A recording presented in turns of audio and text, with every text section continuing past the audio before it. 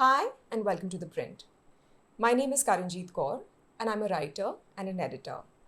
Let's talk today about Umar Khalid and the 8 others co-accused in the 2020 Delhi riots case. You are free to hate Umar Khalid. You don't need to agree with a single word he has ever spoken. You can also despise his politics entirely. But know this: his 5-year imprisonment without trial requires your attention. You don't need to defend him to recognize what his treatment says about the state you live under and what it will eventually mean for you.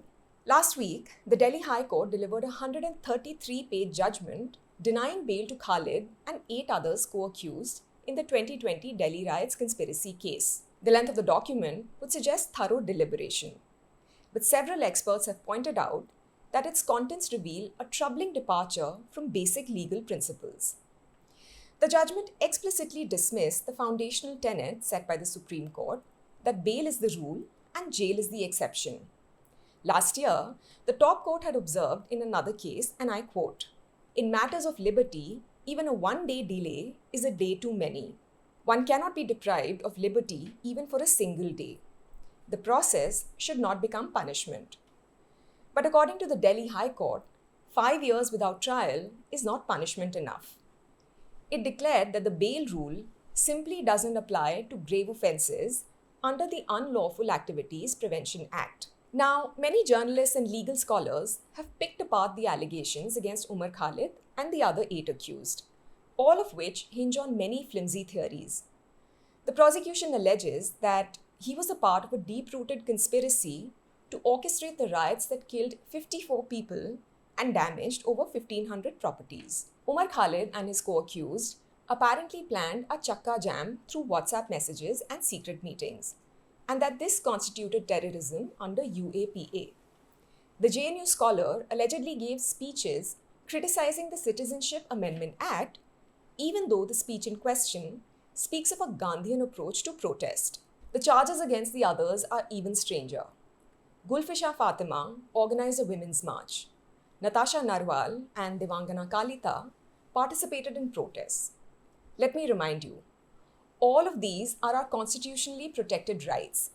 Yet, only some of the accused have been granted bail. Meanwhile, the evidence is strikingly thin.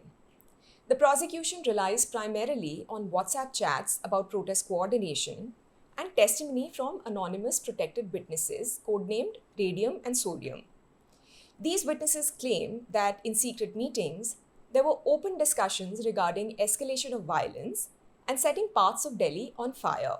In essence, the prosecution has built a terrorism case around protest planning, supported by anonymous testimony that cannot be challenged, under a legal standard that presumes guilt rather than innocence. Constitutional law scholar Gautam Bhatia writes in a blog titled 5 Years of a Life, the bail order in the Delhi riots cases, that the problem for the prosecution was that none of these individuals had publicly called for or instigated violence or riots. This means that they had to build their case around the idea of a conspiracy. Now, in circumstantial cases, Bhatia says that a court can do one of two things. Given the drastic consequences of denying bail, that is, years of incarceration, it can adopt an eyes wide open approach, which requires the prosecution's evidence on record to be concrete and specific, and for there to exist a clear link between fact and inference of guilt. Or it can adopt an eyes wide shut approach, which takes not just the evidence on the record, but the prosecution's inferences from that evidence on face value. This, says Bhatia, is a clear case of the latter. But jurisprudence matters very little when the state wants to make an example of you. These incarcerated young men and women are spending the best years of their lives behind bars because they illustrate the message that any dissent can and will be crushed. It's why these young people with little social capital are in jail, and someone like Yogendra Yadav is not. As the psephologist and politician writes in the Indian Express, if Umar is in jail for saying that the CAA was anti-Muslim, I should be too. If Khalid is in jail for coordinating local protests against the CAA, I should be too. The Delhi High Court's verdict is so extreme that even prominent right-wing commentators have criticized it. Still, plenty other proud Indians cluelessly cheer it on. But here's what those in favor of this spectacle don't understand. Precedents can rarely be contained. The weapon of repression, once normalized and perfected, becomes available for broader deployment. There's a reason the phrase, "I never thought leopards would eat my face," is the stuff of internet legend.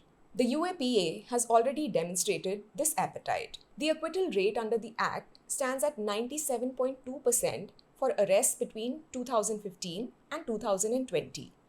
But it's a very handy instrument of torture. It devoured Stan Swamy, an 83-year-old Jesuit priest with Parkinson's disease, jailed for advocating for Adivasi rights. Swamy was notoriously denied even a straw to drink water. He died in custody in July 2021, murdered by bureaucratic cruelty, never having faced trial. UAPA also consumed GN Sai Baba, a wheelchair-bound professor who rotted in prison for a decade before being acquitted and released. He died months after his freedom, destroyed by years of incarceration for crimes that he did not commit. The list goes on.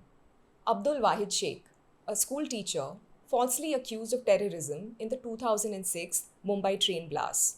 12 other men who were charged under MCOCA in the same case and were sentenced to death before being acquitted by the Bombay High Court.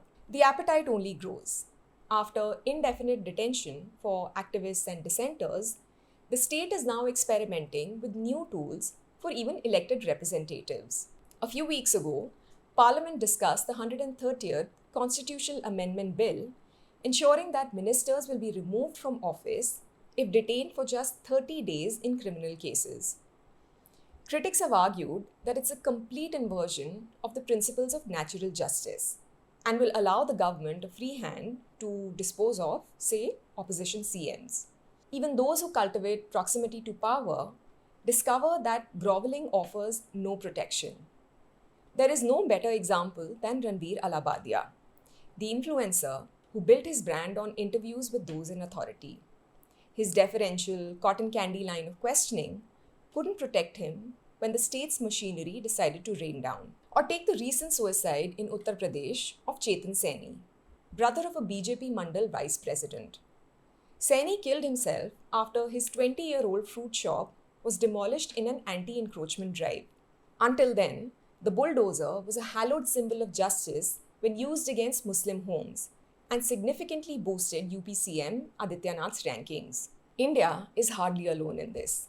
Across the world, those who cheer authoritarian overreach discover that the bulldozer eventually comes for them too. In the USA, voters who supported Donald Trump's immigrant crackdowns now watch ICE tear through their own families.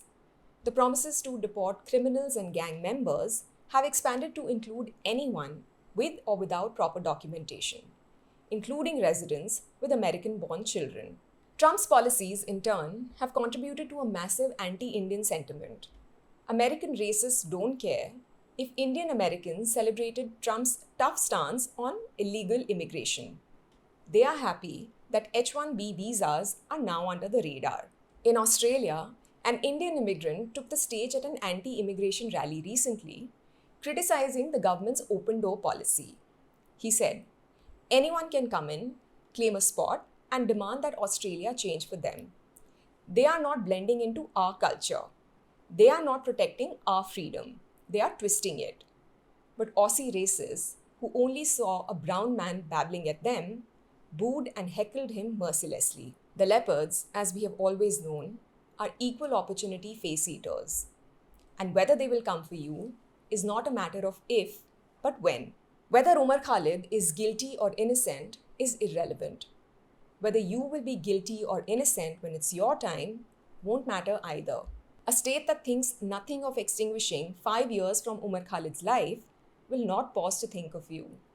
Its blueprint has been set, the infrastructure is in place, and the public has been trained to look away. Don't.